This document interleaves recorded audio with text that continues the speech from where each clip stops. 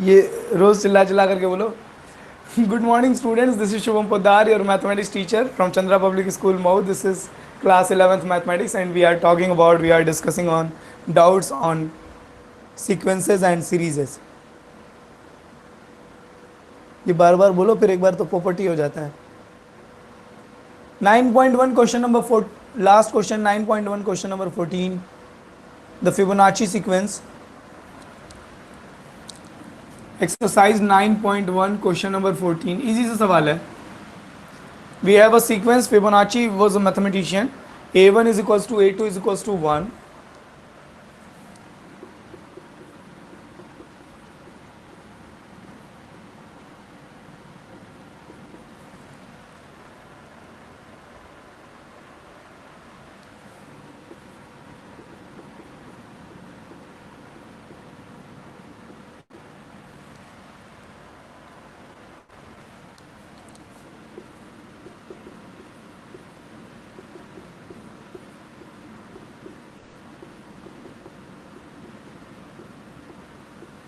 ऐसा कुछ क्वेश्चन है.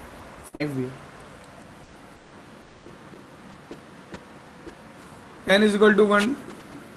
मुझे ज़्यादा कुछ समझ में नहीं आ रहा है. n की value 1, A2 upon A1 find करना है. n की value 2, A3 upon A2 find करना है ना. 3, A4 upon A3, A5 upon A4 and A6 upon A5. ये सब फाइंड करना है हम लोगों को. n की वैल्यू 1 2 3 4 5 रख ली. A2 और A1 दोनों तो 1 ही था, ये तो 1 आ जाएगा. A3 अपॉन A2 तो 1 है, A3 कैसे आएगा. तो अब देखिए A1 और A2 तो 1 है, और उसके आगे के जो नंबर्स हैं, आगे के सीक्वेंस में जो आगे के टर्म्स हैं वो इस एक्सप्रेशन से आ रहे हैं. तो अगर आपको A3 निकालना है तो 3 माइनस 1 और 3 माइनस 2, मतलब an is equals to an minus 1 an minus 2, tn is equals to tn minus 1 plus tn minus 2. nth term निकालने के लिए इसके पीछे के दो टर्म्स को ऐड कर दीजिए. तो थर्ड टर्म निकालने के लिए पीछे के दो टर्म्स A2 और A1 को ऐड कर लीजिए. A2 और A1 को ऐड कर लिया, 2 आ जाएगा. फोर्थ टर्म निकालने के लिए पीछे के दो टर्म्स ऐड कर लीजिए. A3 और A2 ऐड कर लीजिए. A3 2 था और A2 1 था, तो 2 और 1 3 अपॉन A3 कितना था 2, तो ये 3/2 आ जाएगा. A5 निकालने के लिए पीछे के दो टर्म्स ऐड कर लीजिए. A4 प्लस A3, A4 3 था, A3 2 था, तो 3 and 2 5 अपॉन A4 कितना था 3. ये आंसर आ गया. A6 निकालने के लिए पीछे के दो टर्म्स ऐड कर लीजिए. A5 plus A4, A5 plus A4 5 3 8. A5 कितना है. हाँ सफल वर्मा, समझ में आ गई बात. मिस्टर सफल Verma, got it.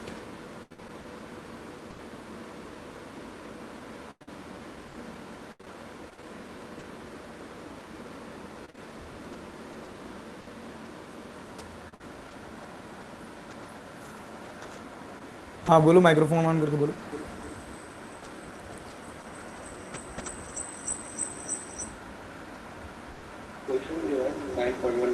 Actually question जो है 9.1 है सर, वहाँ ए एन की वैल्यू तो बताया कि A N minus 1 plus A N minus 2, तो फिर कॉमा दे के बोला एन इज ग्रेटर देन 2. इसका क्या अच्छा मतलब है?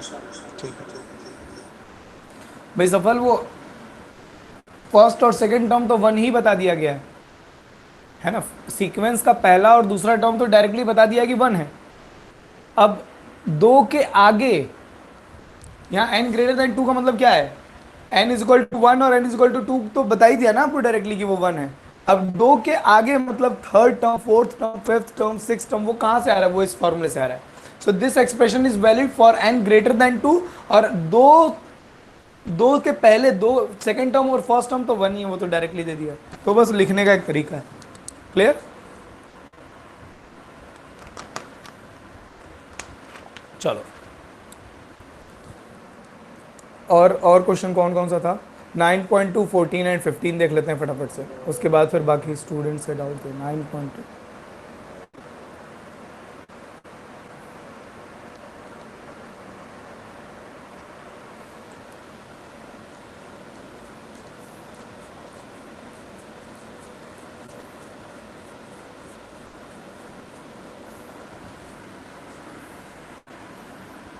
भाई 14 15 देख लीजिए, 9.2 14 एंड 15।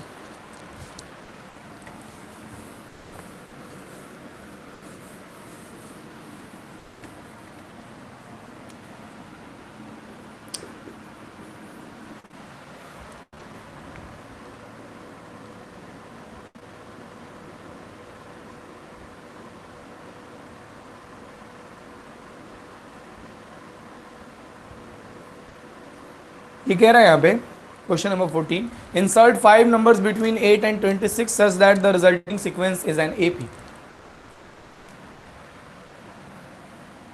8 और 26 के बीच में हमको 5 नंबर्स ऐसे इंसर्ट करने हैं कि जो रिजल्टिंग सीक्वेंस बने वो एपी बन जाए। मतलब सीधे सीधे ये कह रहा है कि हमको 5 अरिथमेटिक मीन इंसर्ट करने हैं, है ना। सीधी सीधी सी बात ये है, we have to insert 5 arithmetic means. Let ये सब लिख लेना, लेट A1 A2 लिख ही दे रहे हैं।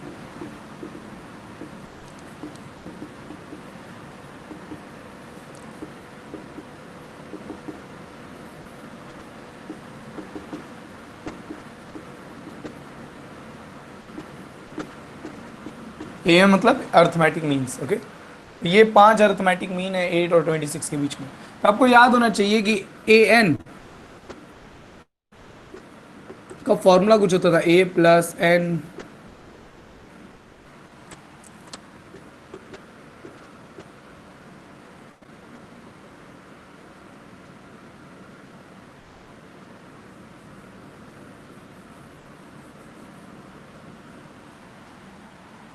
डी की value B minus A upon N plus 1 आती थी, 1D 2D 3D।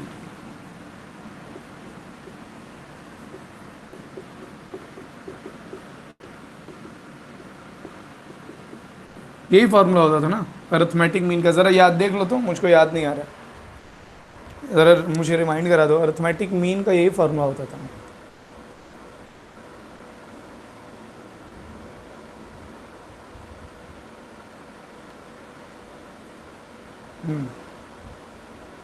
अच्छा,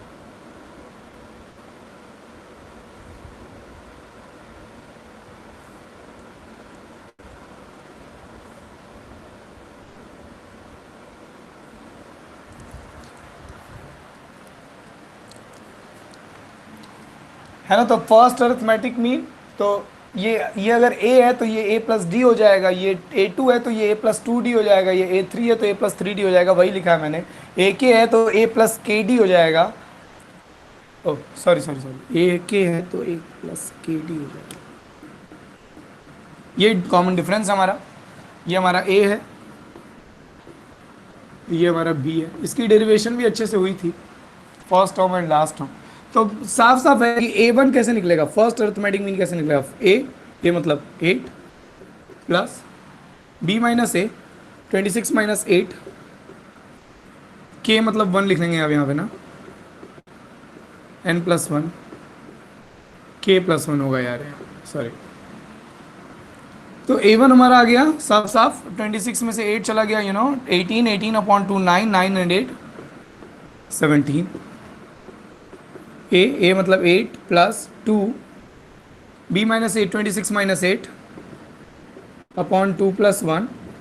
26 में से 8 चला गया 18, 18 में 3 से डिवाइड करेंगे 6, 6 टू 12 और 8 20।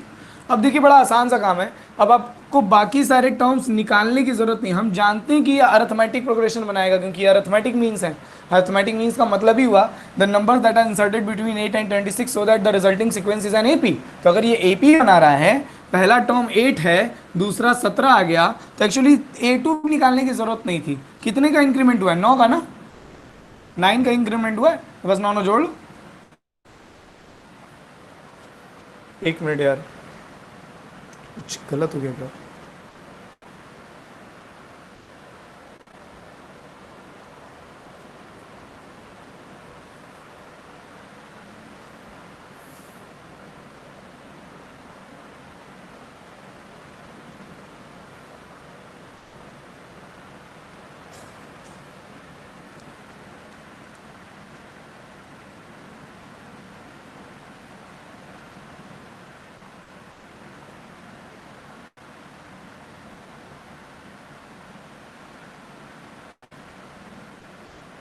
ओ सॉरी,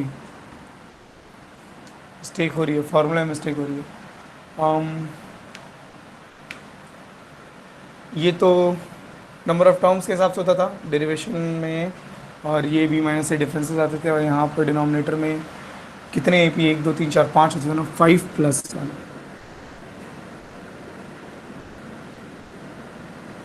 मतलब अगर आप एन अर्थमेटिक मीन इंसर्ट करते हैं, एन ही मैंने पहले सही लिखा था, यहाँ 5+1 होगा।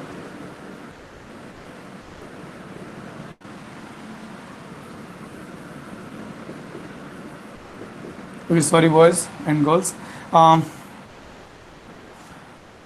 सो एक बार मैं फॉर्मूला फिर से रिकॉल कर दे रहा हूँ। अगर आप दो नंबर्स ए और बी के बीच में एन अर्थमेटिक मीन इंसर्ट करें, एन है ना, तो फॉर्मूला क्या होता है, first arithmetic mean A1 is equal to हो जाएगा A plus first term plus, यहाँ पर अगर आप फर्स्ट अर्थमेटिक मीन निकाल लो तो यहाँ 1 लिखोगे, ठीक है, ए प्लस डी होता है ना, ये कॉमन डिफरेंस, सीधे सीधे आप ये समझिए कॉमन डिफरेंस का फॉर्मूला ये होता है B minus A upon N plus 1, this is the common difference, where N क्या, what is N, N is the total number of arithmetic means inserted between A and B. तो A और B के बीच में कितने arithmetic mean insert हो रहे हैं यहाँ पे, 5, 1 2 3 4 5। तो यहाँ आप एन की वैल्यू 5 रखेंगे, बी की वैल्यू 26 और ए की वैल्यू 8। तो कॉमन डिफरेंस सीधे सीधे आता हुआ दिखाई दे रहा है, 26 माइनस 8 अपॉन 5 प्लस 1, 18/6, 18/6 मतलब 3। तो कॉमन डिफरेंस आपका सीधे सीधे आ गया 3।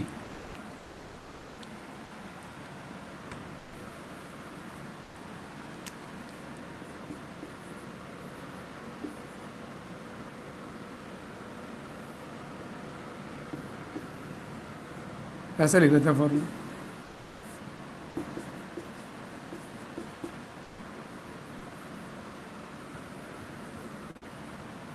तो फर्स्ट अर्थमेटिक मीन क्या होगा, ए प्लस डी, डी मतलब 3। सेकेंड अर्थमेटिक मीन क्या होगा, ए प्लस 2d 14। और इसी तरीके से आप आगे भी निकाल सकते हैं, 8 और 3 11, 11 और 3 14, अगला ये 11 आएगा, ये 14 आएगा, ये 17 होगा, ये 20 हो जाएगा, ये 23 हो जाएगा, ये 26 हो जाएगा, 26 आ ही रहा है, ठीक है, A1 A2 A3।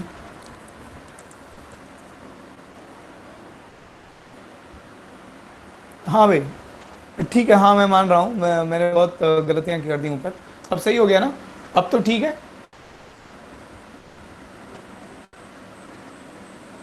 अब तो ठीक है ना, okay. So this was question number 14 9.2।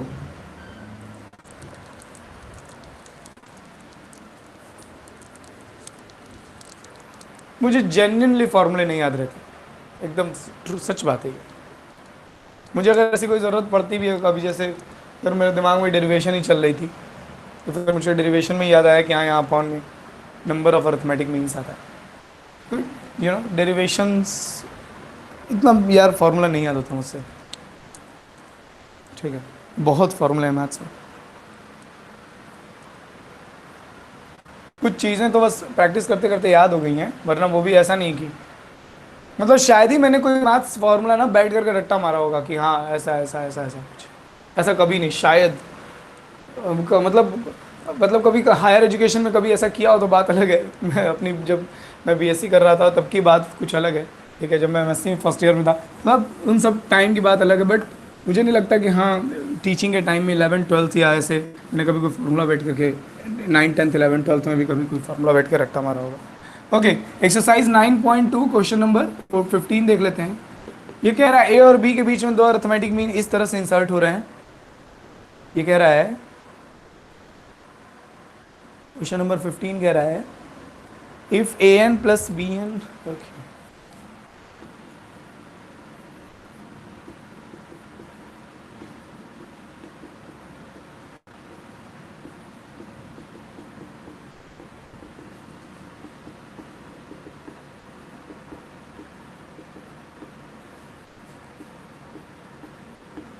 ये क्वेश्चन है, सिंपल लैंग्वेज में।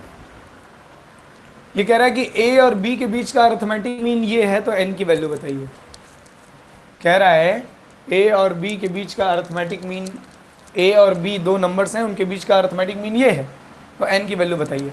लेकिन हम तो ये जानते थे सर कि ए और बी के बीच का arithmetic mean A plus B by 2 होता है।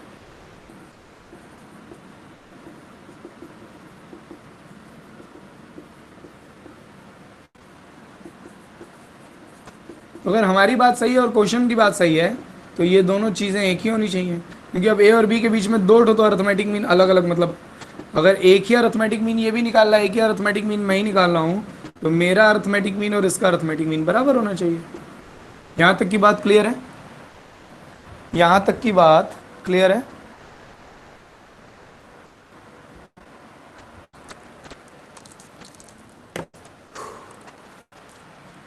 आपको साफ दिख रहा होगा, ऊपर ए प्लस बी लाना है, यहाँ पावर क्या है, एन की वैल्यू 1 है, और क्या, एन की वैल्यू 1 रख करके देखो सेटिस्फाई हो रहा है? तो साथ देखी के लग जा रहा है, पागल बनाने वाला सवाल है, बुद्धू बना रहे हैं सब उल्टा सीधा देख कर। यहाँ पे 1 है, यहाँ पे 1 है, यहाँ तो एन की वैल्यू 1 होगी, और क्या, 1 रख करके देख लीजिए, ये भी ए प्लस बी बाई 2 है। खैर ठीक है, सॉल्व कर लेते हैं, ये तो एक इंस्पेक्शन होगी ना, तो क्रॉस मल्टीप्लाई कर लो। कहाँ करोगे, यहीं करो। 2a power n plus 2b power n is equals to, इसका मल्टीप्लाई कर लीजिए, a into A power n minus 1 plus a into B power n minus 1 plus b का मल्टीप्लाई होगा b into A power n minus 1 plus b का इससे multiply होगा b into B power n minus 1। ये मैंने cross multiply कर दिया। यहाँ a की पावर 1 है और यहाँ a की पावर n माइनस 1 है, तो आप खुद समझिए ये दोनों पावर साइड, जब बेस सेम होता है तो पावर साइड हो जाती हैं, जब बेस सेम होता है तो पावर साइड हो जाती हैं। तो ये 1 और ये माइनस 1 कट जाएगा, ये 1 और ये माइनस 1 कट जाएगा, तो यहाँ बचा a की पावर n, यहाँ भी बचा b की पावर n, यहाँ पर 2a की पावर n है, यहाँ a की पावर n है, a की पावर n इधर लाके सब्ट्रैक्ट कर दीजिए, यहाँ 2 टाइम्स b की पावर n है, यहाँ b की पावर n है, b की पावर n इधर आके सब्ट्रैक्ट हो जाएगा। अब यहाँ कौन कौन बचे, a b n minus 1 plus b a n minus 1। यहाँ तक में कोई दिक्कत, यहाँ तक में कोई दिक्कत?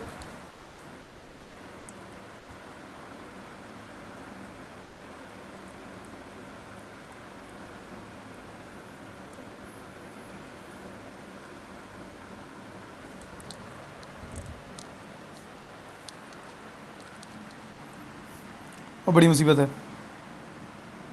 अब क्या करें, असली मुसीबत तो अब शुरू हुई, अब क्या करें सर, क्या करें क्या करें क्या करें क्या करें क्या, बी की पावर एन अपॉन बी, यहाँ पे भी बी की पावर एन है, इसके पास भी बी की पावर एन है, इसके पास ए की पावर एन, इसके पास ए की पावर एन है, तो ये सब अलग अलग गोले पर क्यों है, एक इधर एक इधर, इन सबको एक तरफ लेकर के आओ, ये ए की पावर एन वाला एक तरफ ले आओ,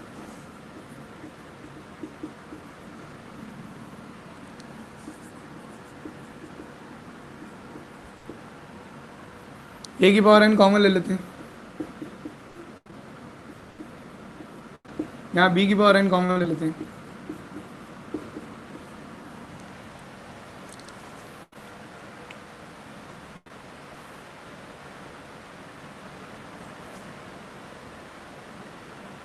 एलसीएम ले लेते हैं,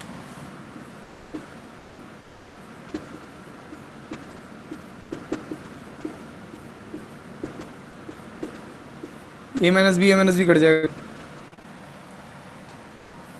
यहाँ आया ए की पावर एन माइनस 1, यहाँ आया बी की पावर एन माइनस 1। एक्चुअली ए की पावर एन माइनस 1 ही कॉमन ले लेना चाहिए था, ज़्यादा आसान हो जाता। रुक जाओ रुक जाओ रुक जाओ रुक जाओ रुक जाओ रुक जाओ, तो ये भी गलत नहीं है, ए की पावर एन माइनस 1, यहाँ ए की पावर एन माइनस, मतलब ये ए की पावर एन है और ये की पावर एन माइनस 1 है, तो ए की पावर एन माइनस 1 तो दोनों से कॉमन ले सकते हैं, यहाँ बचेगा ए माइनस बी, बी की पावर एन माइनस 1 दोनों से कॉमन ले सकते हैं, यहाँ बचेगा ए माइनस बी, ए माइनस बी कट गया, देखो एक लाइन में आ गया, यहाँ इंटू 1 है, यहाँ पे भी इंटू 1 है, इसको अपॉन में ले आइए, इज इक्वल्स टू 1, इसको ऐसे लिख लेते हैं, ए अपॉन बी होल की पावर इज इक्वल्स टू 1। अब ए बाई बी की क्या पावर कर रहे हैं पर 1 आएगा, 0, law of exponent, n minus 1 0 होना चाहिए, मतलब n की वैल्यू 1 होनी चाहिए। नोट कर लीजिए और मुझे बता दीजिए अगर कहीं कोई बात हो, कहीं कोई प्रॉब्लम हो, कहीं कोई फ्रेंड बैठो, फटाफट से।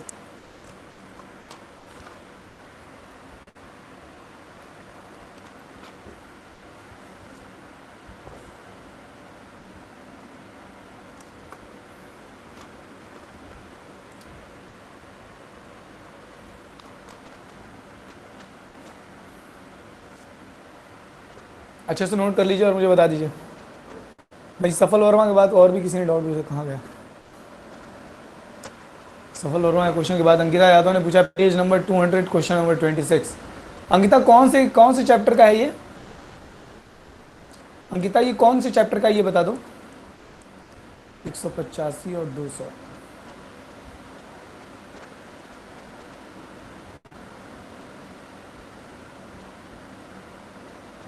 पेज नंबर 200, पेज नंबर 185, ये कौन से चैप्टर का भी? सीक्वेंसेस का है ना? हाँ हाँ 185 तो यहीं मिल गया। अरे एक्सरसाइज बोल दो अंकिता।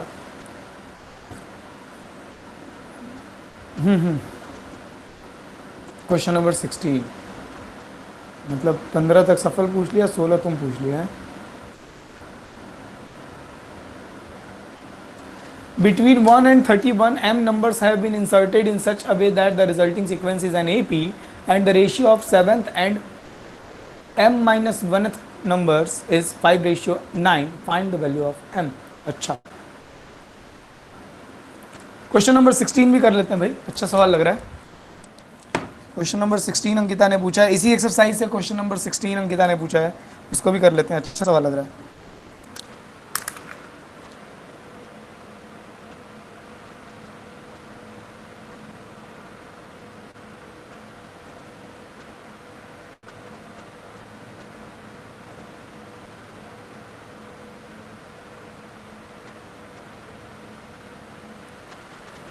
ऐसी क्रिटिकल सिचुएशन में भी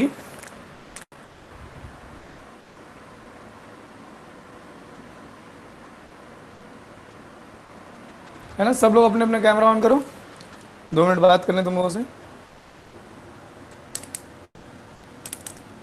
सारे स्टूडेंट्स अपना अपना कैमरा ऑन कीजिए, 2 मिनट बात कर लें आप लोगों से।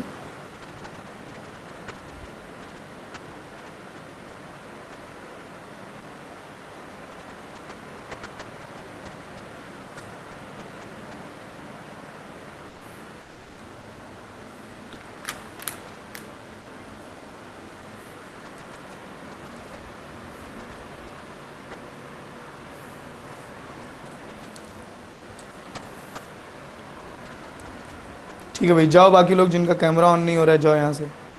श्रेयांशु, प्रतीक, सफल, सूर्यांश, ठीक है तुम लोग जाओ, तुम लोगों का कैमरा नहीं ऑन होता है।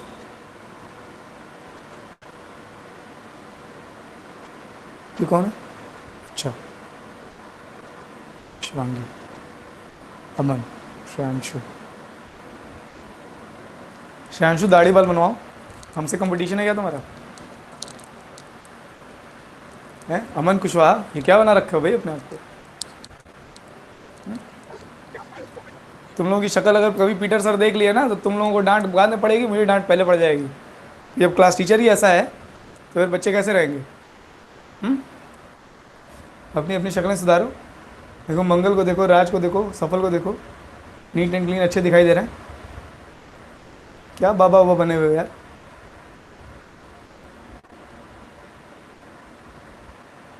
चलो देखिए, ऐसा है कि ऐसी सिचुएशन में भी आप देखिए लॉजिकल काउंटिंग, परम्यूटेशन, कॉम्बिनेशन, ठीक है। मैं न्यूमेरिकल्स की बात नहीं कर रहा, न्यूमेरिकल्स तो डिपेंड करता है कि आप किस लेवल पर आप सॉल्व कर रहे हो, कितना सॉल्व कर रहे हो, ठीक है। यू नो आप किसी के भी लेक्चर एक्सेस करो परम्यूटेशन कॉम्बिनेशन के, किसी भी टीचर के लेक्चर एक्सेस करो परम्यूटेशन कॉम्बिनेशन के, अगर आपको ऐसा लगे कि हाँ इनकी एक्सप्लेनेशन इनकी एक्सप्लेनेशन से शुभम सर की एक्सप्लेनेशन वीक है, कम है, या ये शुभम सर ज़्यादा अच्छा नहीं समझाएं, तो मैं मान जाऊँ भाई।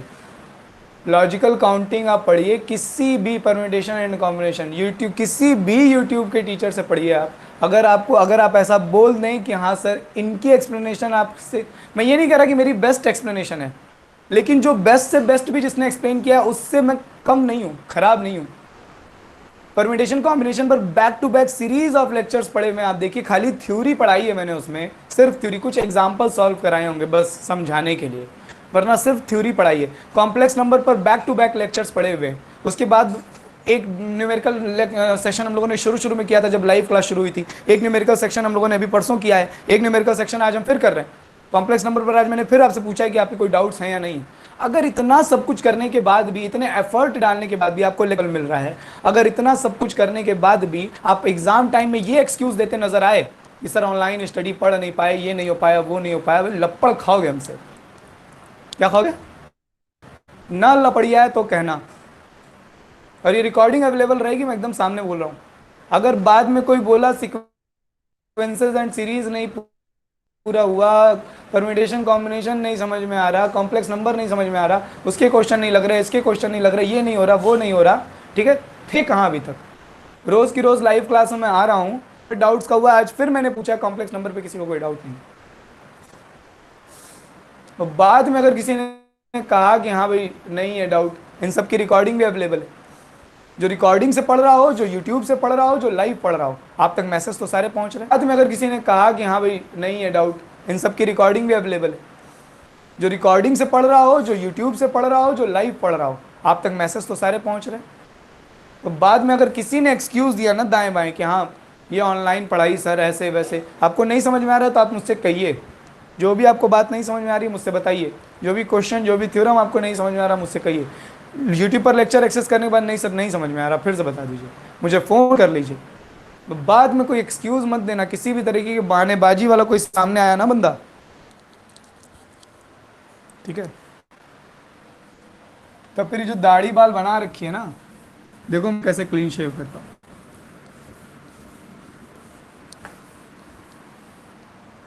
सो अंकिता यादव का क्वेश्चन नंबर 16 बहुत अच्छा क्वेश्चन लग रहा है, हम लोग इसको करते हैं। क्वेश्चन नंबर 16 बहुत सही लग रहा है। ये कह रहा है between 1 and 31 m numbers have been inserted in such a way that resulting sequence is an AP. मतलब सीधा सीधा ये है कि 1 और 31 के बीच में हमने m अर्थमेटिक मीन्स इंसर्ट किए, a1 a2।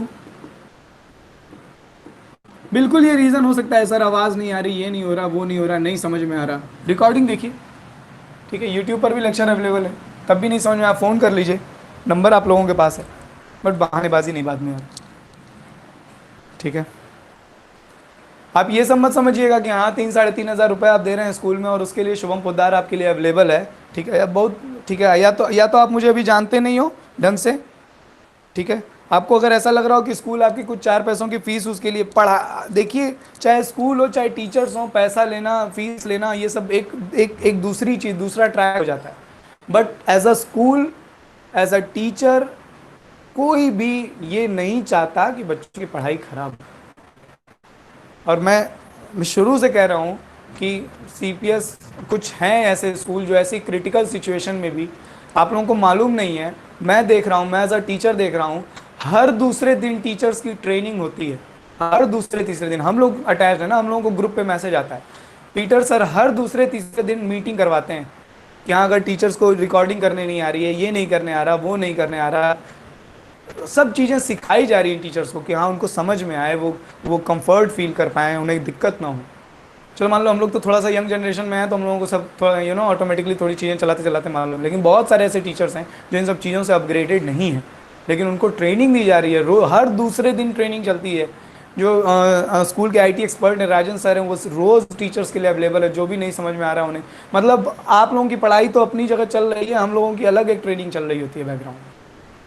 और इतना एफर्ट डालने के बाद भी, इतना कुछ करने के बाद भी जी सूट एप्लीकेशन स्कूल ने लिया कि नहीं ऐसे काम नहीं हो रहा, रिकॉर्डिंग करवानी होगी, क्लासेस अपलोड करानी होगी।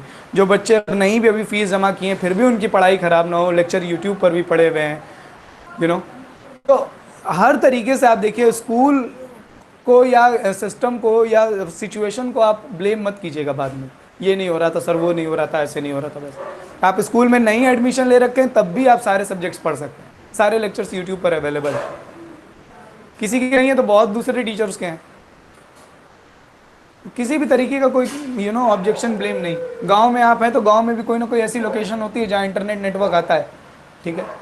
ज़माना रहा है, लोग नदियाँ पार कर कर करके पढ़ाई की हैं, आप एक नेटवर्क तो खोज ही सकते हो यार मोबाइल में, किधर किधर किधर जगह नेटवर्क आ रहा है, ओके। सो मैं एकदम क्लियरली बता दूं आपको, बीइंग योर क्लास टीचर, मैं किसी भी सब्जेक्ट में किसी भी तरह का ऑब्जेक्शन एक्सेप्ट नहीं करूंगा। आपको फिजिक्स नहीं समझ में आ रही, अपने फिजिक्स टीचर से कहिए कि नहीं समझ में आ रही। आपको केमिस्ट्री नहीं समझ में आ रही, केमिस्ट्री वाले टीचर से कहिए। मैथ्स नहीं समझ में आ रही, कमेंट्स कीजिए, बताइए कि नहीं समझ में आ रही सर। लेकिन बाद में कोई ऑब्जेक्शन नहीं कि हाँ, क्योंकि सबसे पहला सवाल ये होगा, तुमने कभी पूछा? तुम्हें अगर कुछ नहीं समझ में आ रहा था, तुम्हें कोई दिक्कत हो रही थी, तुमने कभी कहा हमसे? तुमने कभी स्कूल से कहा? तुमने कभी अपने सब्जेक्ट टीचर से कहा? तुमने कभी अपने क्लास टीचर से कहा? नहीं कहा तुमने। और अब जब एग्जाम आ गया तब तुम रोना गाना शुरू कर दिया। तो बाद में ये दलील अगर किसी टीचर ने दी तो पिट जाएगा वो बंदा भाई, पक्की बात। क्योंकि ये सब होगा, मुझको दिख रहा है। मैं जो 11th और 12th का जो सिनेरियो देख रहा हूँ ना, ठीक है, वो मुझको देख करके साफ समझ में आ रहा है कि आप लोगों का क्या नाटक, क्या रोना गाना आगे चलेगा। Okay, so let us just back to the question. 1 और 31 के बीच में हमने m अरिथमेटिक मीन इंसर्ट किए हैं। We have inserted m arithmetic means between 1 and 31, और 7th टर्म और m minus 1th term, and ये एपी में है।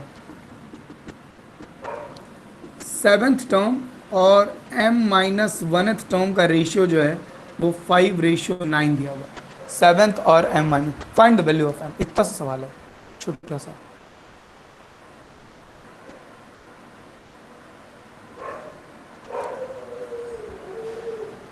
लीनियर इनइक्वालिटीज पर सिर्फ 2 यूट्यूब वीडियो है। नहीं सफल, 11th एंड 12th करके एक प्लेलिस्ट बनी हुई है, उसमें 6 लेक्चर पड़े हुए इनइक्वालिटीज पर।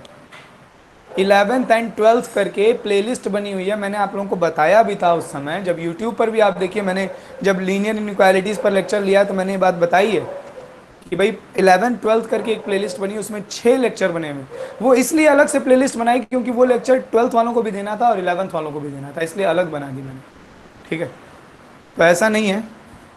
हाँ, तो उसकी वो 6 लेक्चर के अलावा मैंने 2 ही यूट्यूब लेक्चर बनाए, क्योंकि हमको सिर्फ ग्राफिकल वाला पोर्शन पढ़ाना था, ग्राफ वाले के लिए मैंने 2 लेक्चर बनाए थे, उतना सफिशिएंट था। सिंपल, उसमें मैं तो सोच रहा था कि एक ही लेक्चर लेने के लिए, लेकिन फिर मैंने कहा कि चलो ठीक है, क्वेश्चन और बता दे रहे हैं। और अगर आपको ग्राफिकल इनइक्वालिटीज सॉल्व करने में, इनइक्वालिटीज को ज्योमेट्रिकली सॉल्व करने में कोई दिक्कत हो रही है, पूछ लीजिए। चलो, 7th टर्म आपको समझ में आ रहा है ना कौन सा होगा? ये पहला, ये दूसरा, ये तीसरा, ये चौथा, है ना, ऐसे।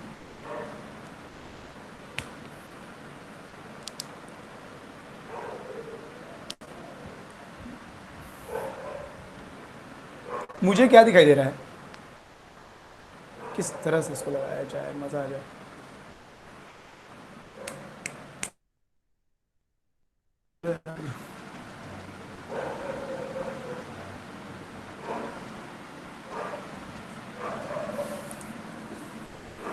आपको डी तो मालूम है ना? कॉमन डिफरेंस एपी का हो जाएगा B minus A upon M plus 1। कितना अर्थमेटिक मीन इंसर्ट हुआ है? एम, तो डी हमारा हो जाएगा बी में 31 माइनस 1 अपॉन एम प्लस 1, मतलब 30 अपॉन एम प्लस 1। ये है हमारा कॉमन डिफरेंस भाई साहब। ये देखो ज़रा, तो ये इक्वेशन, इसको फ्रॉम इक्वेशन 1, मतलब ऐसे ही बस मौजूद। देखो ज़रा, तो ये दूसरा टर्म है, ये तीसरा टर्म, ये पहला, ये दूसरा, ये तीसरा, ये चौथा, ऐसे ऐसे करके है ना। ये पहला, ये दूसरा, ये तीसरा है, ये चौथा है। तो सातवां टर्म,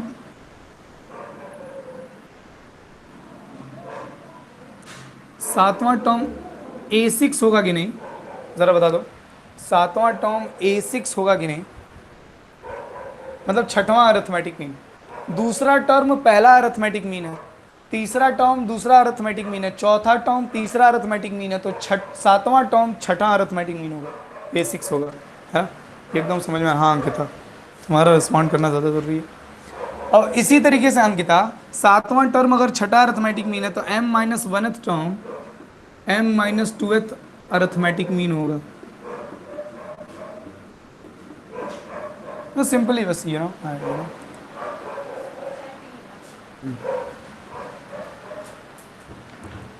एक्चुअली मैं ये भी क्यों कर रहा हूँ यार, इसकी भी ज़रूरत नहीं है। डायरेक्ट लगाने से नहीं हो जाएगा क्या? a प्लस T7 मतलब a प्लस 60 और m minus 1, a plus m minus 2d, है ना। T7 मतलब a plus 6d।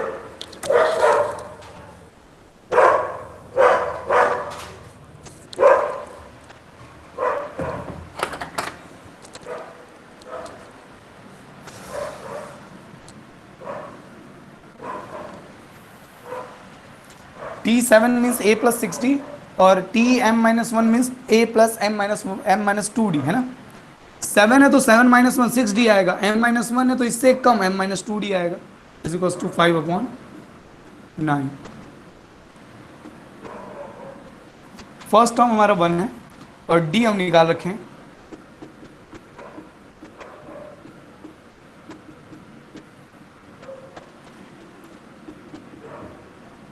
m-2, d हम निकाल रखे हैं, ये हमको मिल गई एक इक्वेशन m में। क्या ये सॉल्व हो करके m नहीं निकाल लेंगे हम लोग अंकिता? ये हमको एक इक्वेशन मिल गई m में, क्या इसको सॉल्व करके हम m निकाल सकते हैं?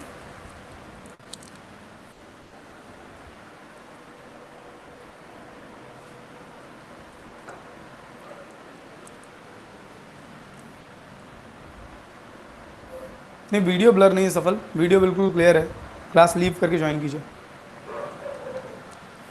चलो सॉल्व भी कर लेते हैं, सॉल्व कर लेते हैं एक्चुअली। 9 प्लस एलसीएम ले लेते हैं यहाँ पे, m+1 plus 6 into 30 upon m+1 plus m-2 into 30 is equals to 5/9। Cross multiply कर लेते हैं, 9m+9 प्लस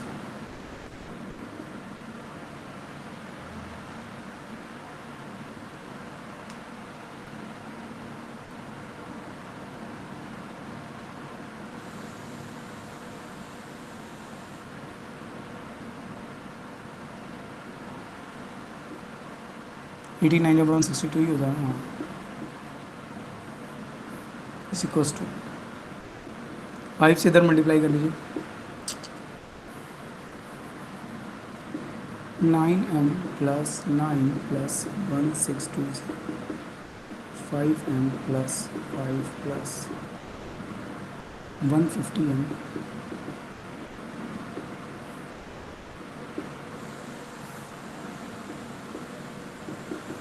यानी दिख रहा है कि नहीं दिख रहा? हाँ, दिख रहा है है ना, इज इक्वल्स टू 0। बस मैंने क्रॉस मल्टीप्लाई किया और कुछ नहीं। तो ये 9m, सो मुझको क्या दिखाई दे रहा है कि ये 150m और ये 5m, 155m हो जाएगा और उधर m माइनस कर लीजिएगा 9, 146m बचेगा। और ये जो कुछ भी है ये सब ऐड वाइड कर लेते हैं।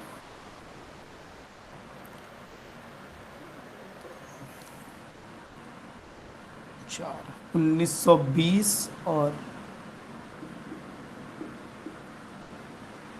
और यहाँ से m की वैल्यू आ जाएगी 1924/146। ज़रा बताओ तो ये डिवाइड होकर कितना आ रहा है, देख लो इसको और बता दो ज़रा डिवाइड होकर कितना आ रहा है।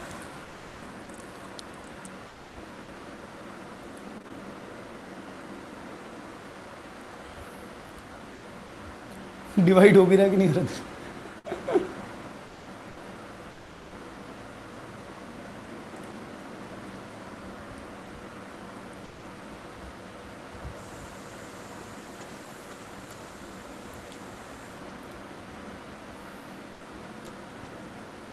हाँ, जल्दी डिवाइड करो, बताओ m की वैल्यू क्या है।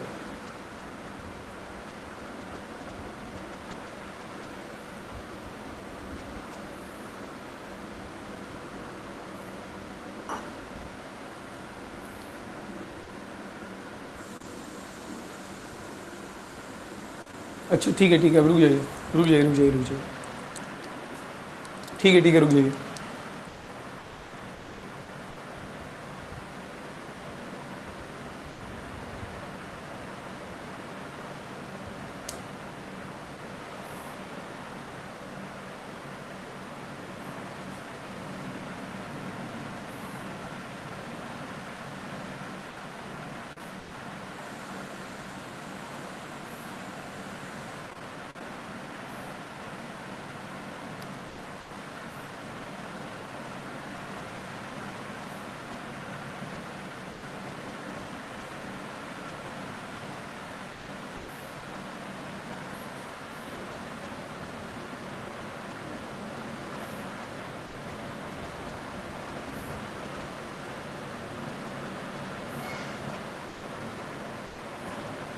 मुझे तो नहीं लगता कि मैंने कुछ गलत किया, ये रेशियो तो सही लिखा है ना मैंने, 5:9 ही दिया था ना, 1929 होगा। अरे कैसे, ये 1920 हो गया, ये 300 इधर आकर के 1920 हो गया, और ये सब्ट्रैक्ट हो जाएगा। ये 5 भी तो है भाई यहाँ पे, शायद ये 5 भी तो है यहाँ पे।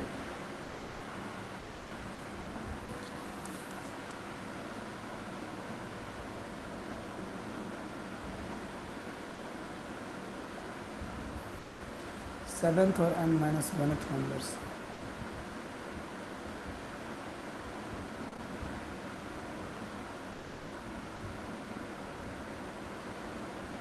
सारे स्टूडेंट्स क्वेश्चन पढ़िए ज़रा एक बार, सारे स्टूडेंट्स क्वेश्चन पढ़िए ज़रा एक बार। ठीक है, क्वेश्चन अगर अगर आप एनसीईआरटी देख रहे हैं अंकिता, अगर आप एनसीईआरटी देख रही हैं, हम लोगों की प्रोसेस उसे सब सही है, एक छोटी सी जगह हम लोग मिस इंटरप्रिटेट करेंगे। देखिए ज़रा, क्वेश्चन में लिखा हुआ है the ratio of seventh and m-1th numbers. Question में लिखा हुआ है the ratio of seventh and m-1th numbers. Question कैसे स्टार्ट हुआ था, क्वेश्चन में ये कहा गया था there are m numbers inserted between 1 and 31 so that the resultant sequence is an AP। 1 और 31 के बीच में m नंबर्स को इंसर्ट किया गया था, और इस तरह से इंसर्शन के बाद जो रिजल्टिंग सीक्वेंस था वो AP बन गया। उसके बाद कह रहा है कि सेवेंथ और m-1th नंबर्स का रेशियो, सेवेंथ टर्म नहीं लिखा है उसने, ये गलती हो गई। उसने लिखा है सेवेंथ एंड m-1th नंबर्स, मतलब ये जो m नंबर्स हमने इंसर्ट किए हैं, इन नंबर्स में सेवेंथ नंबर्स मतलब A7 और m-1th नंबर मतलब AM-1, इनका रेशियो 5/9 है। सॉरी, आई होप आप मेरी बात समझ गए होंगे कि क्या गलती हो रही है। उसमें सेवेंथ टर्म या m-1th टर्म नहीं लिखा है, उसने लिखा हुआ है कि भाई सेवेंथ नंबर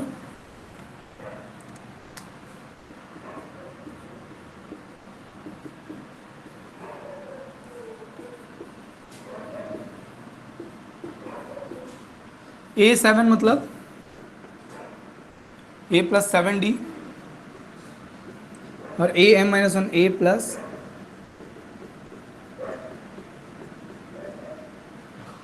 A मतलब 1,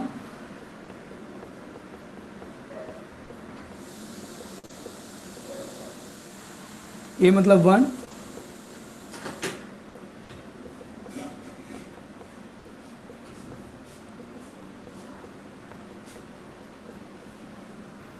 इसको आगे सॉल्व कर लेते हैं। m+1 एलसीएम ले लेते हैं।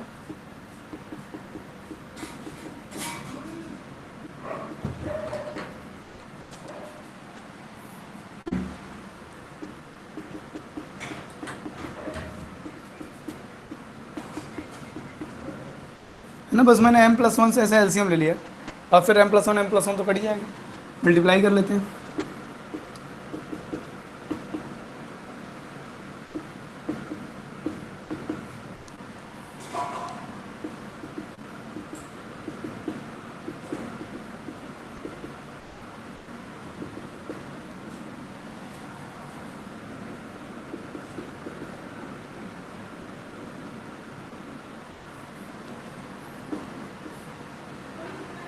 ये 150 और 5 155 माइनस 9 146 एम हो जाएगा।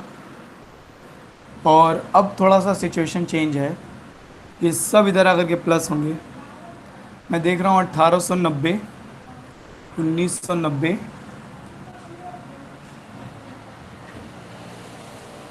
1990 में हम 50 ऐड करेंगे, 2040, 2040, 2049,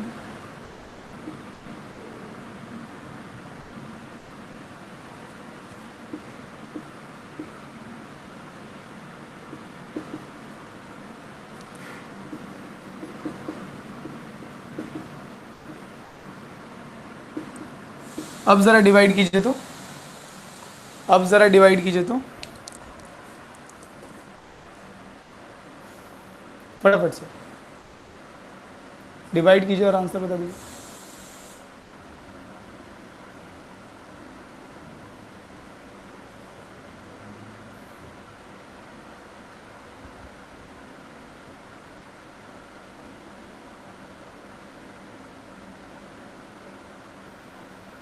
हाँ तो अब सही आ रहा होगा। m की वैल्यू इंटीजर आनी ज़रूरी थी ना, m की वैल्यू डेसिमल में तो आ नहीं सकती। सो 14 will be the right answer.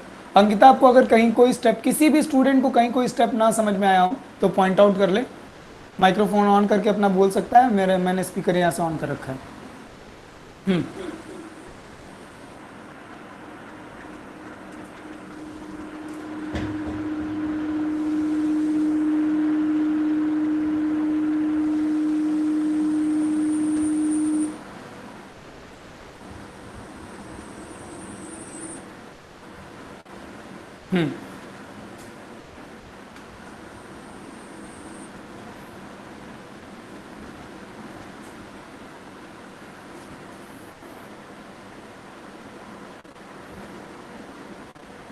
अमन कुशवाहा +5 होगा।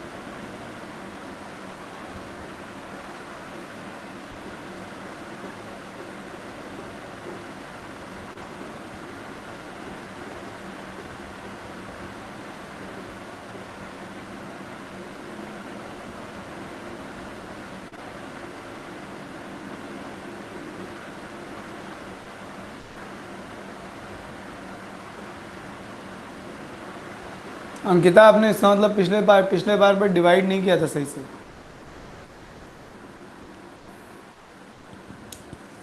अंकिता, इसका मतलब आपने बिना डिवीजन किए बता दिया था आंसर।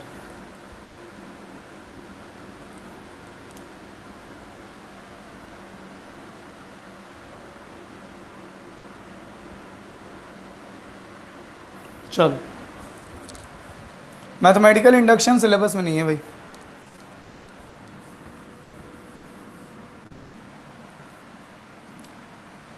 हाँ, एक और क्वेश्चन था ना अंकिता तुम्हारा। अंकिता का एक और क्वेश्चन था कोई, page number 200 question number 26 on 200।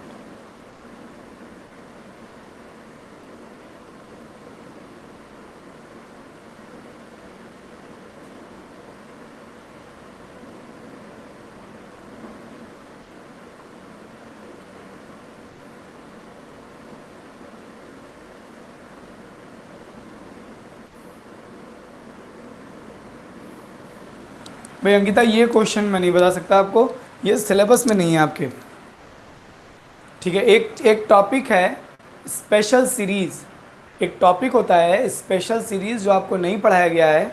और क्वेश्चन नंबर 26 कह लें या क्वेश्चन नंबर 25 कह लें, और भी बहुत सारे क्वेश्चन इसमें मुझको दिखाई दे रहे हैं, जैसे क्वेश्चन नंबर 23 दिखाई दे रहा है। ये सब स्पेशल सीरीज के क्वेश्चन हैं, ये आपके सिलेबस में नहीं है। Anything else?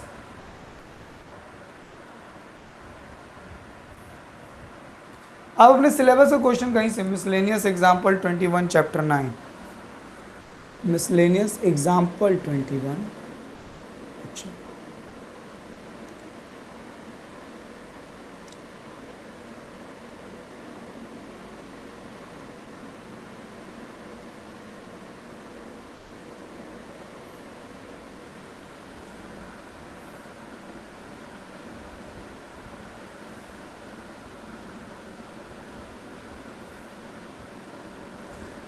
pth, qth, rth and sth terms of an APR in GP, अच्छा, of an APR in GP, then show that p minus q, q minus r, r minus r, s r, s and GP। अभी ये question बढ़िया है, दमदार है, और ये बिल्कुल आपका सिलेबस का है। ये क्वेश्चन सॉल्व कर लेते हैं, ये क्वेश्चन सॉल्व कर लेते हैं,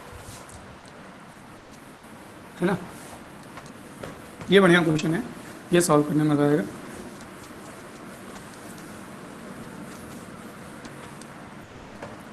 मिसलेनियस एग्जाम्पल 21 है ना। हाँ, मिसलेनियस एग्जाम्पल्स 21, ये अच्छा क्वेश्चन दिखाई दे रहा है, इसको सॉल्व करेंगे हम लोग। लिखा है इफ पीएथ क्यूथ,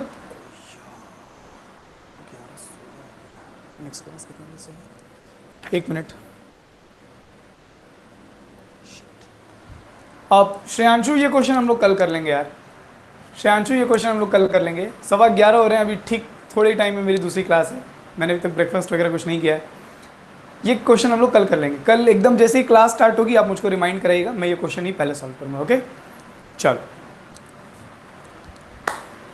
तो आज हम लोगों ने सीक्वेंसेस सीरीज पर डाउट्स किए।